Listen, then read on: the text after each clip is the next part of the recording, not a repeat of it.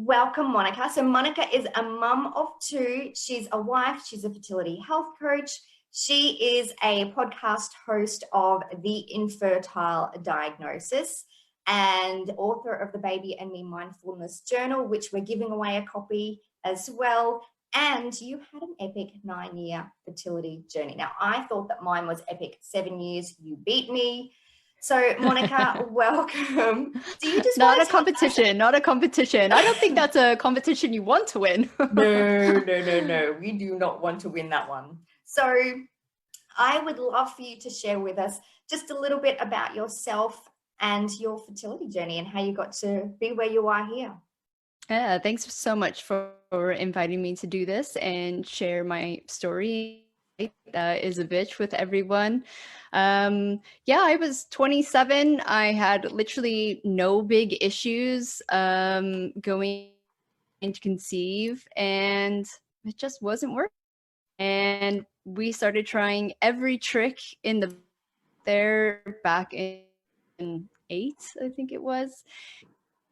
Yeah, just wasn't happening. No one can give us like a reason why. I was completely unexplained, and their answer was IVF. And at that time, I was like, okay, let's go and do. And it was a complete shambles. And we walked away from it thinking that I couldn't make healthy eggs, we couldn't make healthy embryos together. And yeah, the doctors literally said to us, this might explain your unexplained infertility, that you just have low egg quality, and there's absolutely nothing we can do for you. We'll try another round of IVF. And we were like, well, are you going to change up any medications? And they're like, no. And lucky for us, we just thought, well, why would we try the same thing again?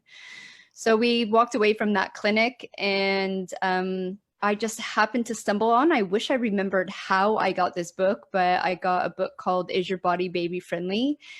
And it just put a little seed into my head that my unexplained infertility wasn't just one of those things. There was a reason for it. And that really just sent me on my long ass journey. I mean, we're already talking 3 years of infertility at this point. So we sought out another clinic that was doing immune testing, because that kind of really sat with me. And we went to that clinic. The doctor talked us out of the immune testing and said I wasn't a candidate because I wasn't having reoccurring miscarriages. I just wasn't getting pregnant at all. And so we listened. And at this time, too, we had a really good friend suggest that we change up our diet.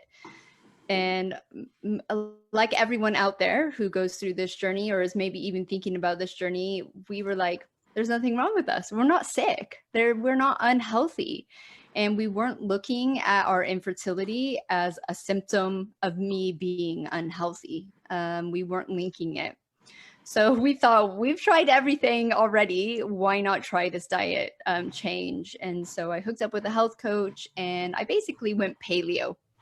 And I started making a few mindset changes, but nothing big. I tried to do yoga at home. I did, before my second IVF, I did the Circle and Bloom meditations, which was a great support through that. It's a very good introductory to mindfulness. And we went and did our second round of IVF, and it was a success in a way that we got 5 embryos. We didn't get tested, so we didn't know the genetic potential quality of the embryos, but we did a new thing at the time. It was an EmbryoScope, and so they picked the best one. I didn't make it to day 28 of my period, even though drugs. And yeah, it was devastating. It was the whole year in between those IVFs, all the hard work we did with yeah, I went and printed out surrogacy forms. I just thought, my body can't do this. I'm just gonna, those other embryos that we worked so hard for. And then once the dust settled, I was like, I want the immune testing. I don't care if I'm a candidate for it. Let's just do it before we start going down this surrogacy route, because, that's a in your journey when you decide surrogacy. And there it was. I had high natural killer cells, which means that everyone has them. We need, body's defense against all the illnesses. And we're just over the roof so much that we were making embryos naturally. My body just wasn't letting them implant. And that's why I was never getting pregnant. So with this knowledge, we did our first frozen embryo transfer with immune suppressing drugs, and I got pregnant for the first time ever. Unfortunately, this miscarriage. So we went in at 7 weeks to see the heartbeat, and it wasn't there. And even though it was, we were sad, obviously, about it. To be honest, it was very hopeful for us. So at this stage, we were 6 years into infertility. It was our first pregnancy and our first miscarriage. I was starting to do a lot of mindfulness work at this time. And it made me, it gave me that extra drive to go, okay, here we go. Every step we're getting closer. What else can I do? And we did that as well. So it wasn't until we had our miscarriage that we were like, whoa, this could happen. Because up until then, you don't have really much hope because you just don't see that you're moving forward. Whereas I think if something like that happens, you're like, wow, okay, well, I've actually achieved something, even though it didn't give me the result that I wanted in the very end, we're still moving forward. Yeah, exactly. And that could be anything during your journey. It doesn't have to be a pregnancy or a miscarriage. The first goal for us was to get healthy embryos. So even that IVF wasn't a success, it was still that silver lining, like, okay, you went from nothing to 5, which is huge. So yeah, watching your journey and seeing it, it's going to be peaks and troughs, right? So when we had that miscarriage, I dove in even more on the nutrition side because I was totally convinced that that was the key to solving our infertility. And that's when I found out about autoimmune issues and the autoimmune protocol, and I went on that. And we still had eggs in the freezer, and I still didn't have the support. I didn't have the guidance. I didn't have the knowledge that doing this diet and lifestyle could reverse my high NK cells. So we went back, we did another frozen embryo transfer. That's our first son. And I went on all my autoimmune because I was so scared I was going to lose this baby. Oh, great. Now am I carrying a baby, but all of my kind of normal health symptoms that I never related to my infertility were gone. So had our son, then we knew we were going back for our last 2 frozen, and was strict on my diet. We did the immune suppressing drugs, we got pregnant, and then I had an early miscarriage. And this was a big slap in the face for us because we were super overconfident, which I think you should be. I don't think you should play the defense card, but we were like, what? Like, we nailed it before. Why didn't we nail it again? And the only thing that we can think of is that the embryos just weren't healthy enough. Even though they look good through the microscope, they just weren't healthy enough. And so that was it. We thought we were done. No more medical treatment. At that point, it was 8 years into our journey. We had a son. We were planning. My husband was just retiring from the Royal Air Force, so we were planning to go rent a chalet for 6 months, snowboard, just live it up. And 2 months after my miscarriage, I got pregnant naturally. And it was actually with how our journey unfolded. It was the first time we had unprotected sex since my son was born, because I breastfed, I didn't have my periods. Then he went away on a long tour, and he went to places with the Zika virus, so we couldn't have unprotected sex when he came back because we knew we were doing IVF. And I was pissed off. It was the most crazy feeling to be having, because I finally achieved my ultimate goal of getting pregnant without anyone looking at my vagina. And I was mad. I was so mad that all I had to do, even though it was extremely hard, find the diet that worked for me and start believing in myself. Yeah. That would have reversed all of my infertility issues. Yeah. And we were a bit the same, you know. So we went through our journey and had our sister-in-law be a surrogate for us. And then, so we went through all of that. It took us 5 years. We put her through so much miscarriage, you know, 8 failed cycles of IVF. And then 2 weeks after she had our little boy for us, I fell pregnant naturally. And I'm like, what? You know, it's just, and who knows? And that was the thing, you know, my husband and I just started having sex just for the sake of having sex. Like, we just tried to get rid of the, you know, like, it was just, who knows? And yes, and it does piss you off, because you're like, I tried so hard. And then all of a sudden it just kind of, you know. And I think with like with my case, and because the knowledge that I have, I can tell you exactly why I got pregnant naturally after all those years. It wasn't this like miracle. It was, I had an issue, I resolved the issue. And when people don't necessarily focus nearly as hard or study it like I did, and that happened to them, I always try to get them to really look back at all the mini changes they did during they were unable to do maybe when they were holding on so tight to having a child. And look at changing your mindset, you know, the little changes you made in your diet. You know, I know this whole community hates when people say just, but stress can really mess you up in more ways than one. The stress of infertility compounds on having in normal life. So if you're able to even just take those big stressors out of your life, it affects your adrenals, it affects your hormones, it affects your gut health, and those are all connected to your fertility. So I do believe in miracles, but I have a really hard time when women say, or, you know, I get it a lot from people like, oh, see, IVF like fixes your body. And like, oh, you hear that, you know, people stop trying and then they get pregnant. And it has nothing to do with that. It is your body. Subconsciously, you gave your body time to heal just enough. You don't have to be perfect. That's the thing. Everyone thinks you need to be perfect to get pregnant. And we see it, like, sick people get pregnant all the time. The crap lady gets pregnant, right? Yep. It's just your genetics that, unfortunately, infertility is one of your symptoms. And if you can just, you know, push yourself to that good side of your genetics, your fertility will, you know, come back. And the thing too is, it's a numbers game as well, right? Yeah. You get 12 shots a year.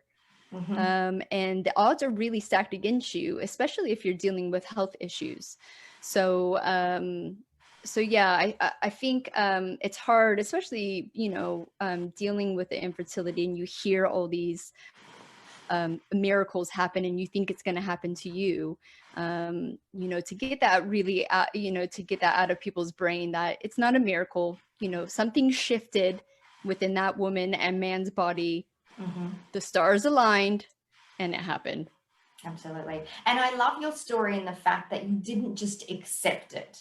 You know, I think when we go to our doctors, and like, we rely on them, absolutely, they're professionals, but if we feel something deep inside us that something's wrong and we want to get it checked out, then I think we have a right, and we should actually be standing up and going, you know what, I want you to test me for this.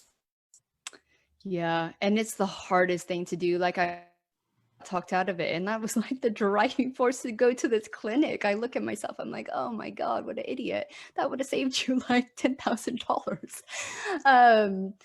Yeah, it's really hard to advocate for yourself because you get that in their office, they have their white coat on, they have their diplomas up, and for some reason, in our society, that makes them better than us or smarter than us, or they know what they're talking about. But the reality is they are smart, they do know, but they don't know you, and they don't know everything. They're huge.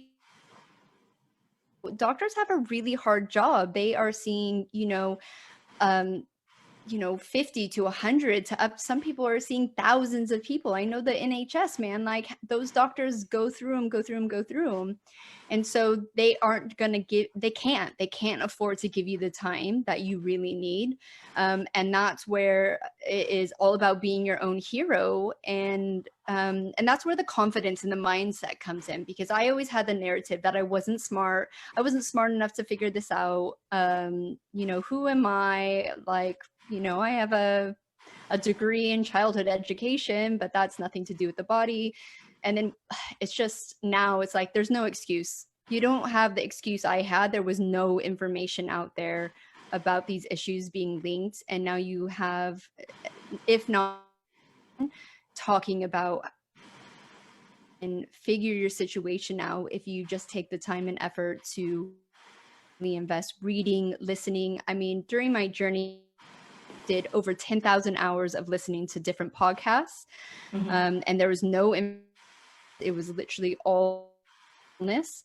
And maybe that's why I got to where because a lot of infertility focus on quick fixes or IVF or, how to improve your egg quality. And they're not actually looking at the root cause of what's going on.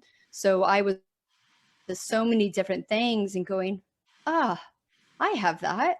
Oh, maybe that's some of so yeah, it's really important to not get with your infertility diagnosis and just focus on that. I'd say for a lot of people, it's in your guts, it's in your adrenals, and to everywhere else. And I have a certain issue, there's nothing I can do about it. I'm like, let's see about that. And so how do you sort through the bullshit? Because there is so much information out there if you want to. And as you said before, we're just searching for the magic pill. We just want a quick fix, and it's like anything, like if we're overweight, well, just tell me a shake that I need to take or a pill or something. We just want to get the hell off this roller coaster because we've been on here for so long, and we just want to get off. So how do you sort through all of the stuff that's just the wives' tales? And someone who's just trying to make a quick buck out of infertility and the real things, like the real things that can actually help you? Fortunately, I think you're gonna before you listen. I think that's just human nature. Yeah, it's really just listening to your intuition. If you know that you pack, I mean, they are, it's not going to solve your infertility. I'm sure reflexology, supplements, all these holistic things, they are amazing support. But if you have a really deep underlying cause of infertility, they're never going to get you out of it. You have to eliminate what is causing your underlying, your root cause. So for me, it was food. And having an autoimmune issue, it was a lot of healthy food. So going paleo for a whole year did amazing things to my health, but I still wasn't getting pregnant. So it's really, I don't know. I don't really have a good answer to that, because I really truly feel like until your mindset is, okay, all this BS isn't going to work, until you're ready to put in hard work into yourself, you're going to try them. Like, I know I did. I tried everything. And all the things that are coming out now, like all the we did a like a talk show about all the home testing that you can do now. I would have tried every single one of those to like figure out my answer. And unfortunately, a lot of those tests would have sent me down saying, you're not going to get pregnant on your own because you have low AMH, you have low egg reserve, you have low embryo quality. They would have just said the same things the doctors were saying. They wouldn't have given me the proper support that I needed to improve myself. So unfortunately, for, you know, if you are really struggling with unexplained or even like really severe PCOS or endometriosis, there's not, you know, IVF isn't our quick fix, right? IUIs are not our quick fix. You're really going to have to, you know, take the time and put in the effort to figure out what works for you. And that's the frustrating thing, is that there's not even a quick answer to our long fix. It's yeah. Working with someone or doing the study yourself. You can do it. There is enough information out there that you can sit there and study out, trial and test. I would say the quickest way is working who's your situation, who is maybe even more, and can tell you, look, this is not going to be easy. I'm not going to give you a perfect diet that's going to work for you. We're really going to sit and watch what you're doing, how you're improving, how you're not improving. Yeah. Okay. Wow. It's not easy, and no. Like, it sucks. And this is the thing. There isn't an easy answer. And as you said, we're all different, and what works for one doesn't work for another. But I guess it's just a matter of like what you did. You just went and started trying to get healthy first and look into your diet and do things that absolutely work for you. And so in terms of your mindset, because that is such a huge thing, and that's why we're all here, you know, like for me, a lot of it was mindset, you know, like the really tough parts for me was just dealing with the emotional ups and downs that this journey can provide. Because as you said, we have 12 goes at this every single year. And so, you know, it's one of those things that you're up and down and you're thinking about it all of the time. So you mentioned the other day about finding the joy in the now. Like, do you have any tips on how you can do that? Like, what did you do? So I suppose it was right before our first frozen embryo transfer that I probably had listened to enough podcasts that it was like, right, you really need to sort yourself out mentally now. You've done the hard work on the diet, you know, that's going to get you there. But you really need to slow down, especially being type A and wanting control and always go, go, go. If I'm not doing something, I'm not being productive, and that means I'm not good enough. So the first step is just super slow, and you don't even feel like it's working, right? Like mindfulness is not it's not a rush. It's not like exercise where you feel great after doing it or wanting to throw up. Either way, you know, you don't necessarily, when you first start doing mindfulness, that it's even working or it's going to make a difference. And it's all about your subconscious. And so every day I was using the 5-minute journal.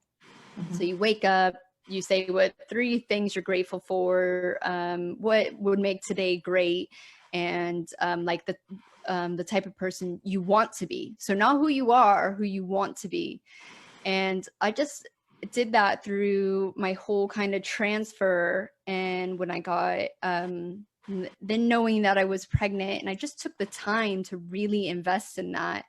And then, when we had the miscarriage, it just didn't punch me in the face like it would have if I didn't do any mindfulness. You know, and that's what, you know, putting the time and effort into rewiring your brain, because you have all these, you know, it's the first kind of like 5 years of your life that you get set up with your narrative. And so it has nothing to do with you, which sucks. Like, you have really no control over it. It's only until you're aware that all these kind of lies that got into your brain are hindering your progress. So for me, and this didn't come until well after my first son was born, I started realizing that I was told that Wendy the Whiner wasn't invited when I was a little girl. And my parents weren't mean. My parents were really loving, but they were brought up a certain way, so that transferred into our childhood. And I was told, yeah, Wendy the Whiner wasn't invited. So basically, I was taught to shut down my emotions. So my new narrative was like, I'm not a crier. And so and then there's other things, like I kind of watched like some of my family's members do it now to their children because they don't realize, and you know, just like joking, like that mean joking, the teasing. And so I think I just got into my brain that I wasn't good enough, you know, all those little things. And I realized that when I first started my infertility journey, I was actually already telling myself that I was going to have issues getting pregnant, that I wasn't good enough to be a mom. That's maybe why I wasn't getting pregnant. Like all these crazy thoughts that a lot of people won't admit to, but like deep down at night, you're saying some really stupid stuff to yourself. Yeah. And it's not until we start talking that we realize we're all thinking that. Yeah. We're all thinking that. Yeah. I wouldn't say that'd be very rare for one infertile person out there to say they've never said that to themselves. And unfortunately, when you start saying that to yourself over and over again, or even stupid things like, I'm infertile, I can't get pregnant, if I get pregnant, all those little things add up. And in your subconscious, that's what you think. And your subconscious is your conscious is going to always prove your subconscious right. So mindfulness isn't a quick fix to get pregnant, but you need to really work on it because it helps you do all the things you need to do to get pregnant. So, or it can just be surviving the really shitty times. It's not necessarily about another IVF or doing the food, major diet changes, which is all connected to your subconscious, because people don't realize how connected they are to their food and their drink, and how much is set in stone with those habits, you know, especially if you come from a culture that is really into their food, like Italians or Mexicans. You know, when you have to go AIP, that is like 90% is out the window, and you have to find a new you, right? So the mindset is a very hurdle, man. It is not a quick fix. Yeah. And it's continuous. Like it's just like when you have like a food tolerant to, you can't not be like, oh, I know now, so I don't have to do any work. It's a daily thing, and it's a daily struggle. And it's just really, when you fall off the wagon, or if you have a bad day, it's literally just telling yourself tomorrow will be better. That's all you have to say. Tomorrow will be better. I will do better. I will be the best I will be tomorrow. Yeah. And I think that we stop the mindfulness stuff as well, because we'll be practicing gratitude, and then all of a sudden we'll have a bad day, and something will trigger us, and then all of a sudden we'll be angry, and we'll think, well, this isn't working, but it is. It's just a matter of, we're going to have bad days. And I think that's about allowing us to have some grace as well, you know, not being so tough on ourselves that, you know, we're going to be brilliant every single day just because we're practicing gratitude. But I think the gratitude is so important. I do it every morning as well. And it's just, you know, it's a matter of just shifting the perspective and setting ourselves up for a better day, so that we can handle the stuff that kind of comes our way. And then if it does, blow up in our face, or our day isn't brilliant, as you said, we just start again tomorrow.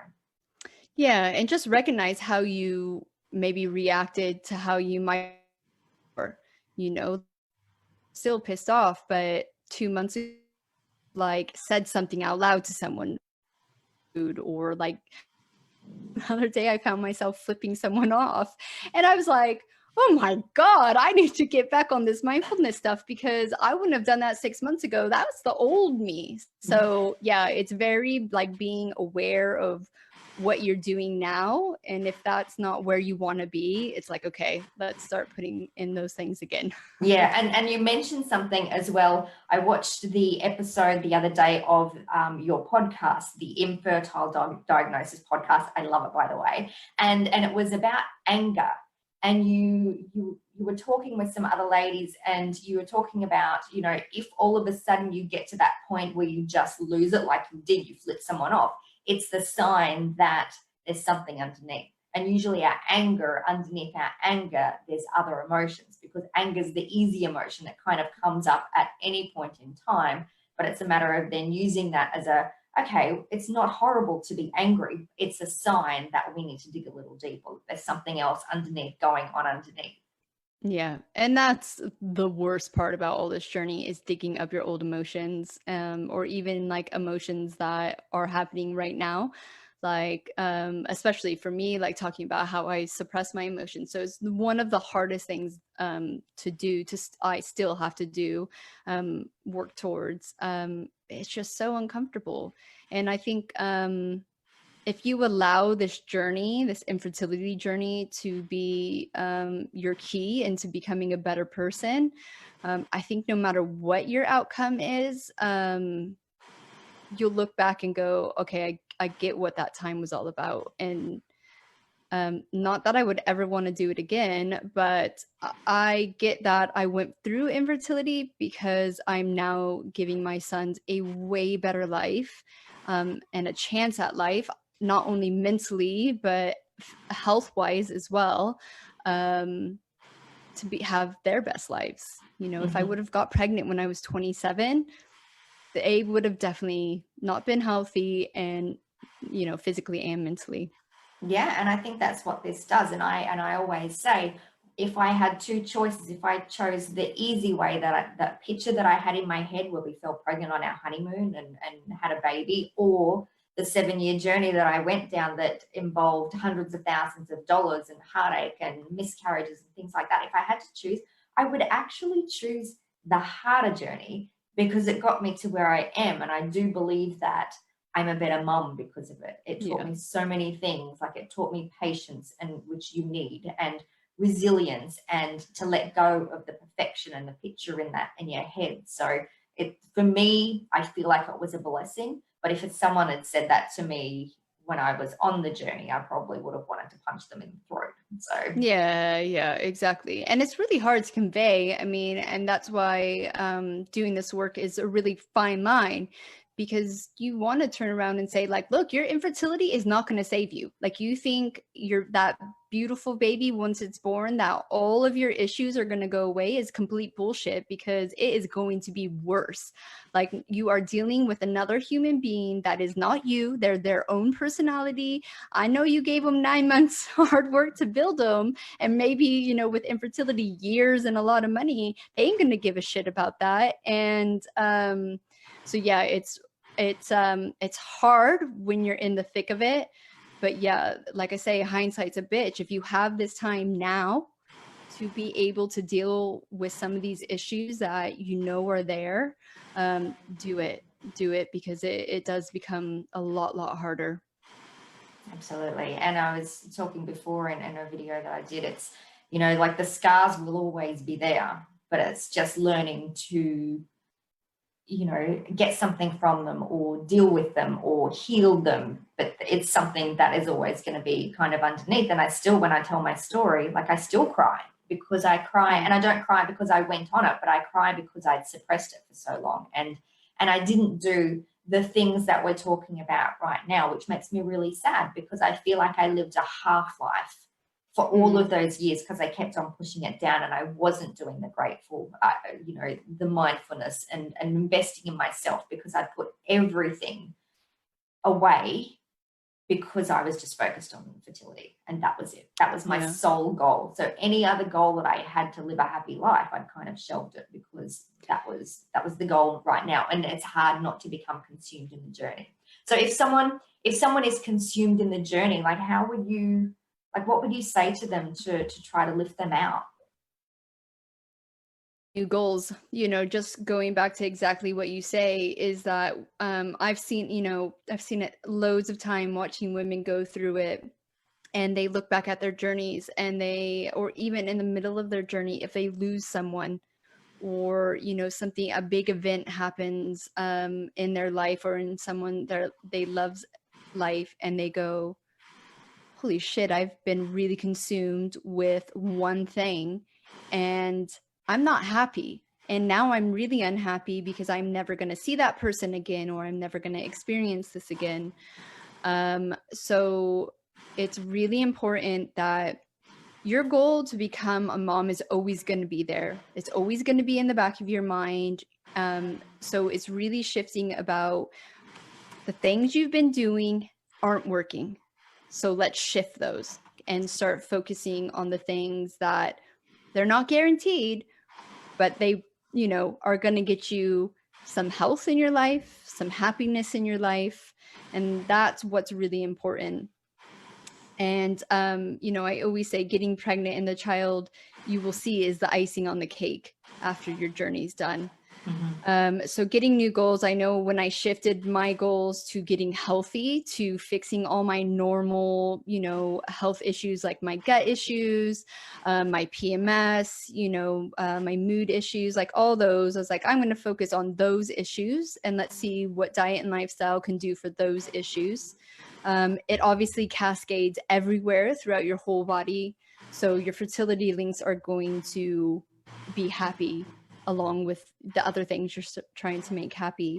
One of the things I do with my clients is I get them to reinvest in what they used to love.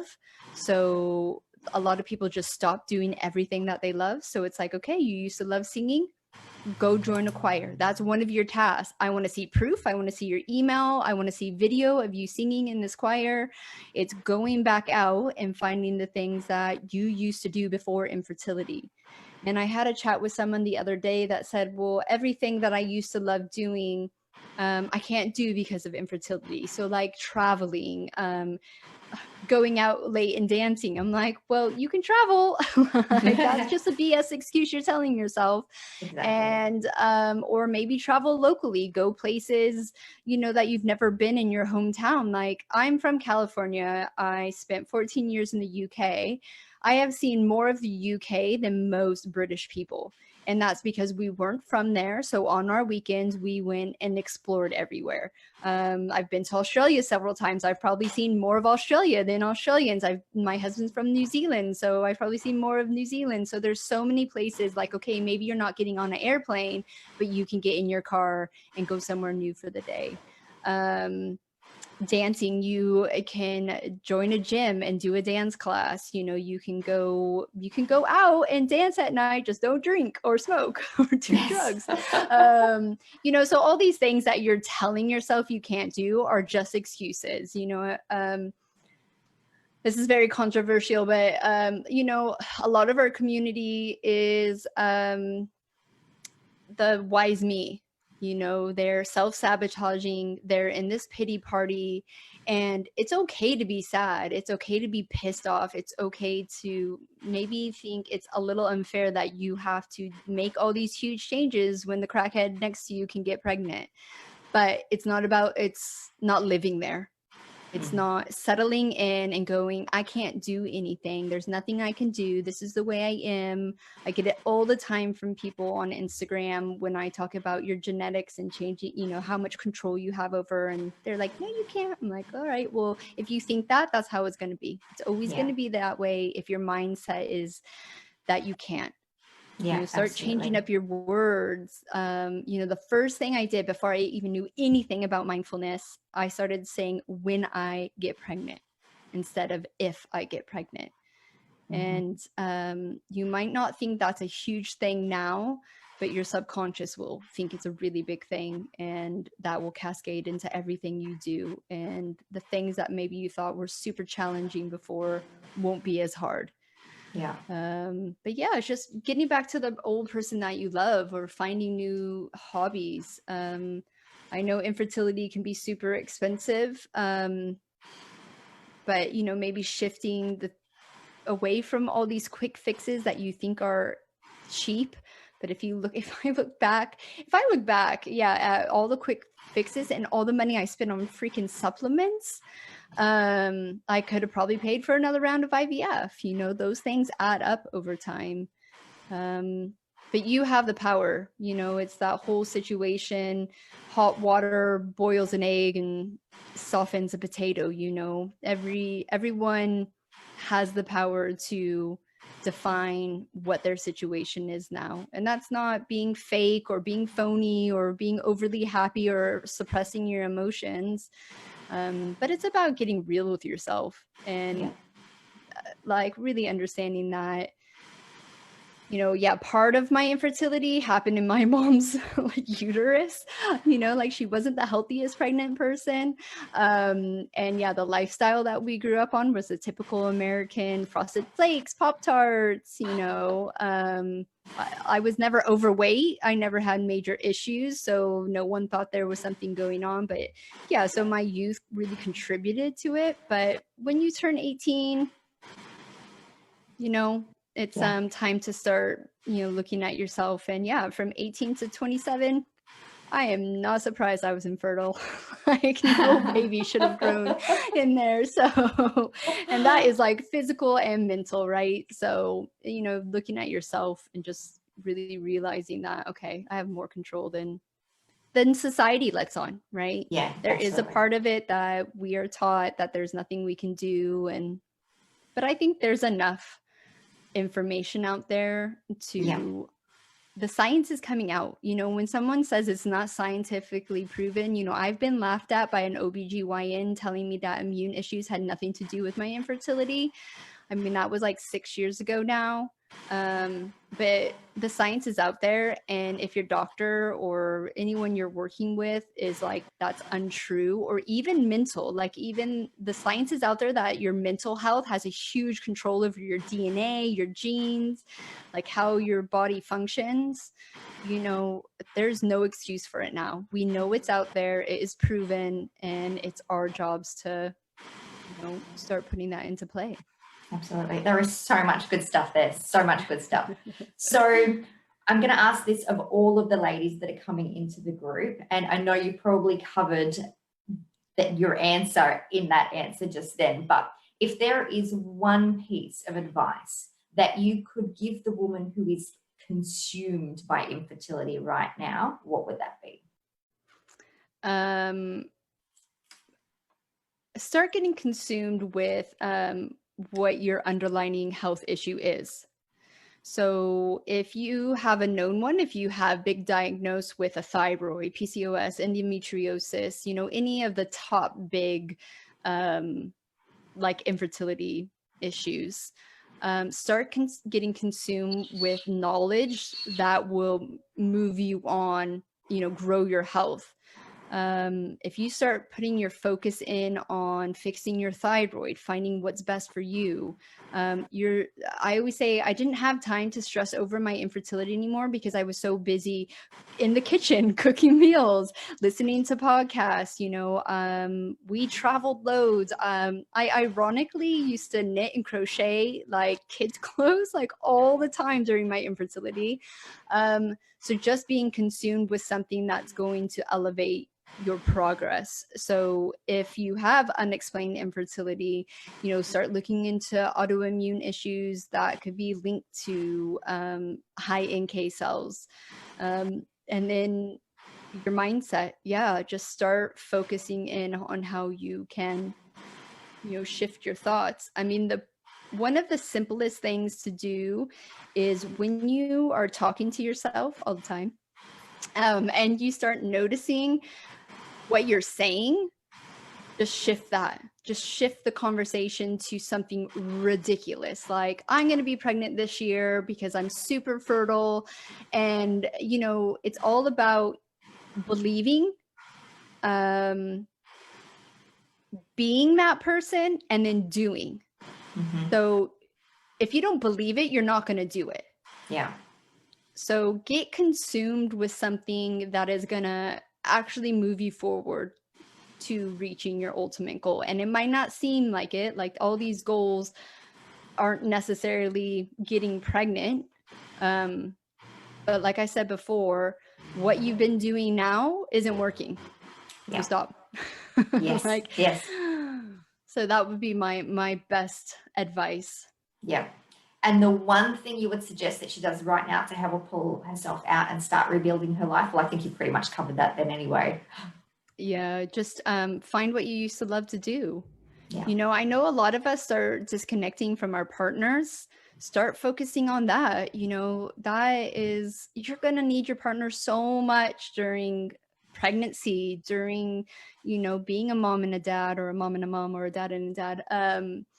You know, reconnect with them. Yeah, it sucks and it's really hard to explain, but it's being the person that isn't getting pregnant, that isn't falling, you know, trying to fall pregnant, being who you used to be, but a better version of that. Yeah, I love it. Love it.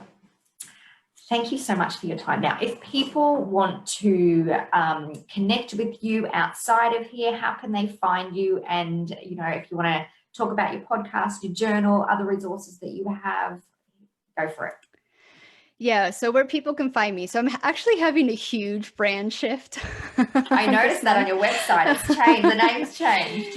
Yeah, so my biggest platform is Instagram. That's where most people know me from. So I haven't done it on there yet because there's a lot of like pieces to move on Instagram, but everywhere else I can kind of get away from it. But it's a long story. There's a lot of like individual pieces, and I've had some advice to just throw it all together underneath one name.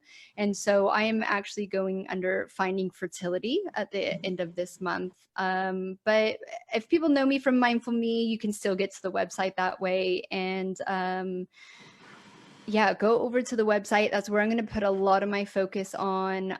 There is already free information on autoimmune and unexplained infertility on YouTube, which you can find through my website, blog post.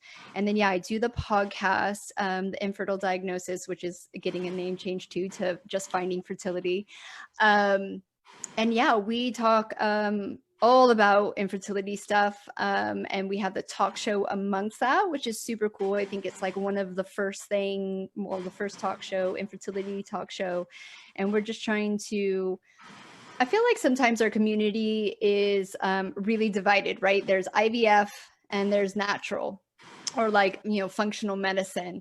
And it's kind of coming together and talking about all the issues that we all go through. Mm-hmm. And so it's super fun. And we've got some really crazy characters on there, including myself. But yeah, just come over to the website. It is findingfertility.co. Sign up to the email list I do lots of like different things on there. And I'm actually going to do a free 30-day challenge. Just looking at my calendar, around the end of March, beginning of April, to help people just because as you know, it's just so overwhelming, right? Mm-hmm. Like I look back at what I actually changed during my journey and I'm like, whoa. Like, and now you're asking people to do that in 8 weeks. It's like impossible. It took me years. So just helping people get started. That's where people get frustrated. They just don't know where to start. So yeah, absolutely. And I will put a link to your website in the comments below this as well. And I'll put it in the email that goes out to subscribers. So thank you so much for joining us. You are amazing. I love what you do. So thank you for just being you. Oh, thanks. No, and thank you for putting this together and speaking your truth as well, because I feel like the more people who are out there talking about this, the more normal it's going to be and the more secure we all feel in doing these things, because, you know, it's a hard thing, you know, sharing and all that. So thank you. All right. Bye. Bye.